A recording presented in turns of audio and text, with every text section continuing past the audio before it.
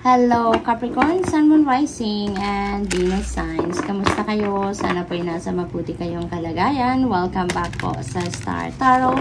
Kung bago kayo rito, welcome din kayo. Thank you sa inyong support. I truly appreciate it. God bless you all. Tignan natin ang mga messages ninyo for today. Unahin natin ang mga trinkets ninyo. This is for the week. By the way, this is for the week.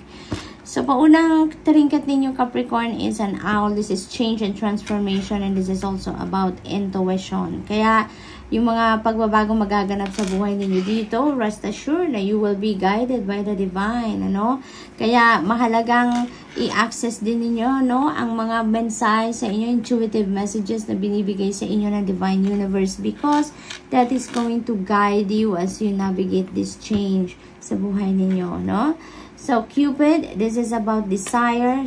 This is about relationships din. Maaring meron kayong papasuking bagong love connection dito. Maaring merong bagong relationship, romantic relationship na papasukin ang iba sa inyo dito, Capricorn. So, good luck.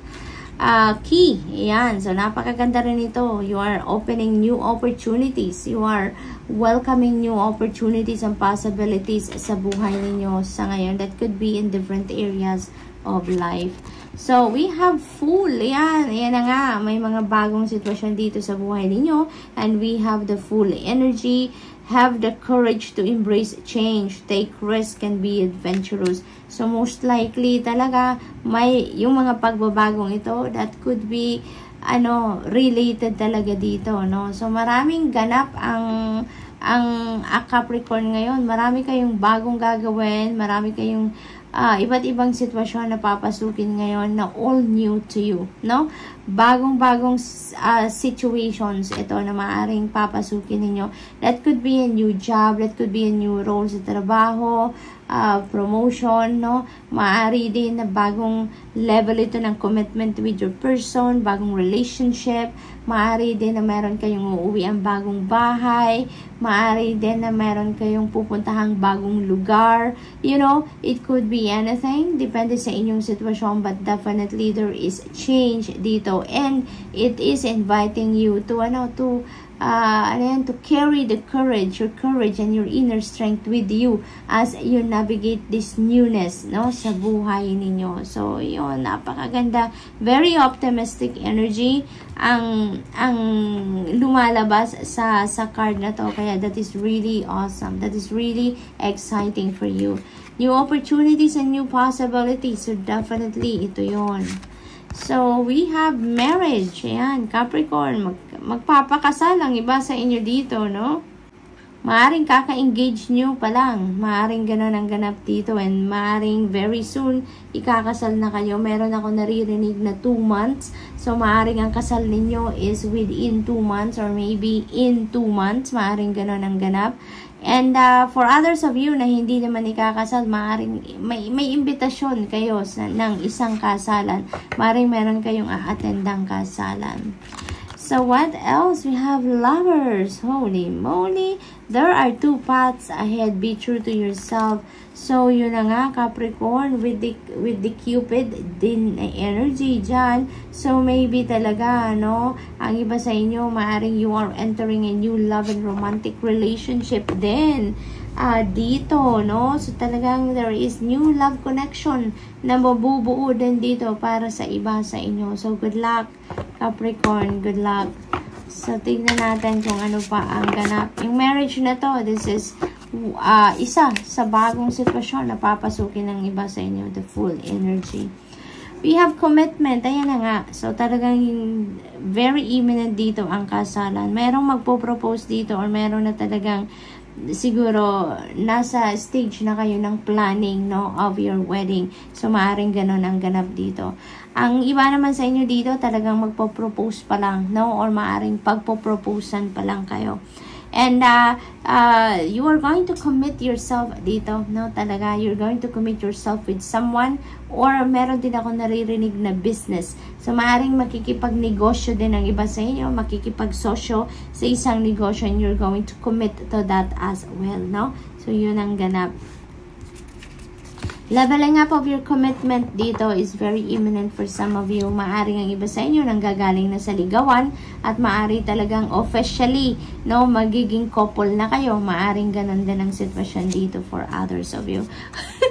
Tingnan, napatawa na ako dito. Love. See, we have marriage, we have lovers, we have commitment, and this is love. So, parang lumalabas na ano to, parang tawag dito, parang love reading na ito, pero hindi po ito talaga love reading, no, Capricorn. Kung ano lang ang lumalabas na energies, yun ang binabasa natin, yun ang nire-relay ko sa inyo. So, hindi talaga ito meant to be a love reading, okay? So, what comes through, yun ang binibigay ko din sa inyong mensahe. So, this is love. So, talagang love is in the air dito for you, Capricorn. For most of you, no?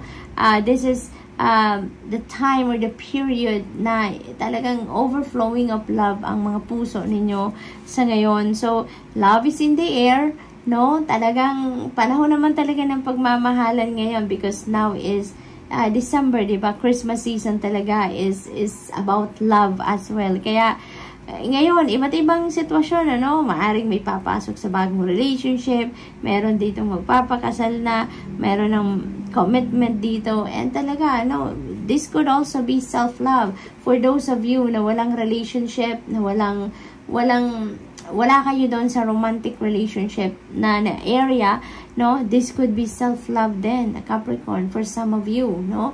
So, maaring ngayon, you're going to realize as well na it's about time naman na ipakita ko naman ang pagmamahal ko sa sarili ko. Maaring you're going to focus on self-love then sa ngayon, ano, so that is also possible. So, we have justice. Yan. You are getting what you deserve ngayon, Capricorn. What is owed to you will be delivered to you. Kung ano ang deserve ninyo, yun ang makukuha ninyo sa ngayon. So, that is really beautiful. Kasi, ano lang, yung parang yung universe is being just with you. Diba? Kung ano ang sakto, kung ano ang para sa'yo, kung ano ang dapat sa'yo, yun ang bibigay sa'yo. Yun ang makukuha ninyo sa ngayon. And also, order will be back in your life, Capricorn. Order will be back in your life. Maaring in the past, siguro, ano kayo, distracted kayo, aligaga kayo, maaring gano'n. Pero ngayon, ano, parang maaayos na ang lahat. Magkakaroon na din kayo ng malinaw na sistema, no, sa mga bagay-bagay sa buhay ninyo, pag-aasikaso, pagpa-prioritize sa mga bagay-bagay. So, that could come back to order na talaga, no? So, good luck to that. Maari din ang kasalang ito, no? Maaring ang iba sa inyo ikakasal sa judge, no? Maaring ang mag-officiate ng inyong kasalan ay isang judge din. That's what's coming through as well. 8 of Cups. Ayan, so napakaganda rin ito kasi with the full energy dito. So definitely, this is very imminent that some of you are walking away from something, no? You're walking away from something and this is also a new beginning energy. Magsisimula din kayo dito ng bagong sitwasyon. Matatahak din kayo dito ng bagong daan, bagong path sa buhay ninyo. Wherein, mas magiging masaya kayo, no? Kung saan kayo patungo sa ngayon, anumang path ang lalakaran na ito ninyo sa ngayon, that is where you're going to feel contented, satisfied, happy, joyful, magiging harmonious dyan ang buhay ninyo, peace, no? Talagang nandyan, dyan ninyo makukuha kung ano yung ikakaganda ng inyong sitwasyon, no? So, that could be in any area of life then, no? Kung ano man ang iiwanan ninyo dito, that could be trabaho, that could be relationship, that could be person, it could be anything na alam ninyong there's nothing there for you anymore. Yung parang alam ninyong magwe-waste na lang kayo ng energy dyan and you are not getting anything from that, no? Kaya gusto ninyo na maghanap ng bagong avenue so that you will be more productive, you will be happier, you will be joyful, contented, mga ganon. And where you are heading right now also, Capricorn, is talagang magiging masaya kayo dyan dahil maaaring makuha nyo dyan din yung inyong wish. Kung ano yung pinapangarap ninyo, kung ano yung minimithi ninyo sa buhay, maaaring makuha nyo na sa ngayon, no? So, we also have broom. Ayan, it's time to clean up talaga, no? And ito, si 8 of Cups, lilinisin nyo na din dyan talaga yung buhay ninyo. kung ano yung hindi na nagsiserve ng iyong highest good, kung ano yung hindi na nagsiserve ng iyong highest, ng inyong best interest, you're going to let that go. Aalisin nyo na yan sa buhay ninyo because ready na kayong mag-welcome ng mga bagong experiences, bagong tao, bagong sitwasyon sa buhay ninyo. That's why you are making room sa sarili ninyo, no? Kaya nagre-release kayo sa ngayon. And you are releasing this, kung ano man ito. Hindi na yan, yung parang stale, ano na yan stale na parte ng buhay ninyo. Kaya you're going to leave that behind you na, no? And handa na kayo talagang magbagong buhay or humarap ng bagong buhay. So, we have King of Wands. Ayan, you're going to be very decisive. You're going to be very driven dito sa kung ano man ang gusto ninyong gawin. Sa kung ano man yung gusto ninyong puntahang daan, talagang gagawin ninyo ang lahat ng inyong makakaya, no? Para magawa ninyo yan, para mangyari yan, no? Yung ganon ang ganap dito kay King of Wands. And you are getting the support of other people, no? If you are needing support from other people as you navigate these changes sa buhay ninyo, meron kayo niyan. Makukuha ninyo yan from other people. Kasi very charismatic din kayo, Capricorn. Very charismatic kayo. Kaya yung mga tao sa paligid ninyo, they are always there for you, to help you, no? Kahit hindi man kayo humingi ng tulong, there are people around you na talagang mag-o-offer ng tulong sa inyo. Yung ganun ba? So, good luck, Capricorn, and that's all I have for you for today. For the week, I hope nakatulong ang mga mensaheng ito in some way. Thank you for watching. Love and light. Namaste.